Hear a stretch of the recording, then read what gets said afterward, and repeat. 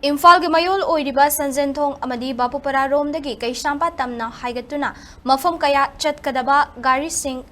all ambulance hygiene formda anoba traffic diversion ama semdorakpadagi miyoi kayana chathok Chatsin Toubada Ayet-Apan Oire hairi hiramasigi matangda SKTV news ki video journalist Benson amadi chingkhaigi akhanaba paudam ama Namna ubiriba ay nozik lejeriba mafom si TZ Higher Secondary School, GP Women College, adigi First Air Battalion gi machin nadudani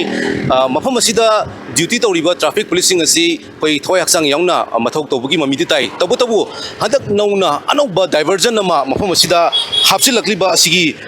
matang dani masi kari maram gino amadi kari tangai fadaba leibage haibagi wafom aduni wafom asi laksari bagi maram di sanjenthong thangba maikaidagi amadi singjamai high school maikarom dagi hagalakpa masing yam khraba gari sing asigi marakta ambulance gari dagi horaga office set kadaba emergency adudagi kaisampar maikaida hagadaba satra yauna miyoi kya landuna chaliba lambi amani kari maram gi diversion asi semdoraklibano natraga hapsilaklibono haibagi matangda akoigi mafom asida duty taramliba traffic policing sidagi khamuinasi loinana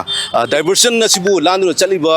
miyoi singdagi makogi oiba kari mo laibage haibasu miyam puna taminasi GP college somdage haijamba corner gi sigi da line lama koi thawi tingi je atei gi mongna te VIP line na som bazar omde la ko VIP sing la ko matam disturb ta we gari sing na som nei se ta thau gi da gari do asom dei thau da na wrong side te thau jan da mayam accident thok pa yaw bodagi sigi line je koi na thasabani okto sing ji am la me le ai tare som na thau da line je thau da bida som da bagal lauraga som dei se thau da laga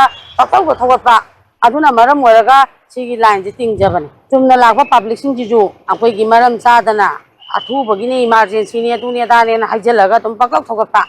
adi khoi traffic su gari somtala thaubu su yaugre tan ta da yam yaugni ne yam wa jai bo khoi ji ambulance la pagi emergency da di akoina sidaida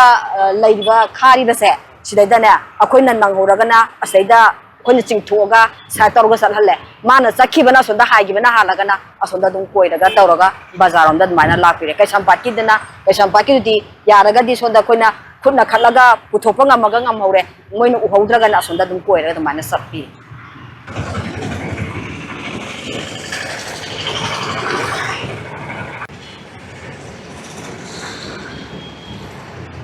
ya somna nga khamalo bako aduga thar su ya ba si koi na chana di si mi somna kan thora di from ta edna adi so da loi layer ga chana re dna na he accident thok bai sang so wang e bam ha ne pyom dna phai asom lom dagi lak sanjenthong ka champa lom da tang koi thok bani na nung din ngai ti ado som lom da sat pado hoi som dagi gari pakthau thosre na bi taw gorang ani ba koi da lak khitang din ngai ti uncomfortable oi kitang di nungaite sum haidar ko hanadi dare masdigi tongan ba diversion le remidna sinamu kitang somnu kitang di semto hani Imphal mayolda khwaidagi ka hena traffic jam thokpa mafam khara pallabada ya school moirang khomdagina babu para fawba kaisampat junction nityaipa chuthek Raj Bhavan traffic junction pauna kaithel amadi thangal kaithel MG avenue oripok lambi amadi nagamapal khoyathonggi mafam sing asini hairiba mafam sing asida ayuki matamgi office hour dagi hogduna numidang wairam pung manga fawbada angak fangna thokliba traffic jam gi maruoiba maram khara pallabada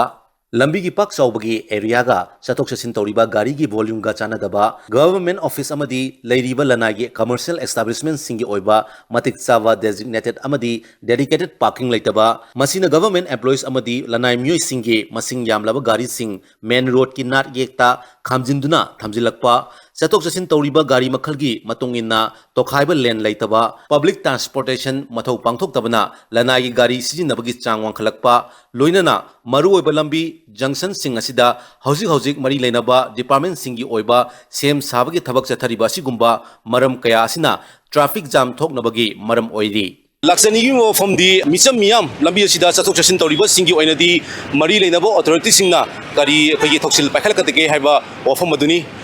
Miyam gi interest da hiram asigi matangda SKTV gi damakta paudum jariba video journalist Benson nongthomom amadi singkhai moirangsa Imphal all lambulen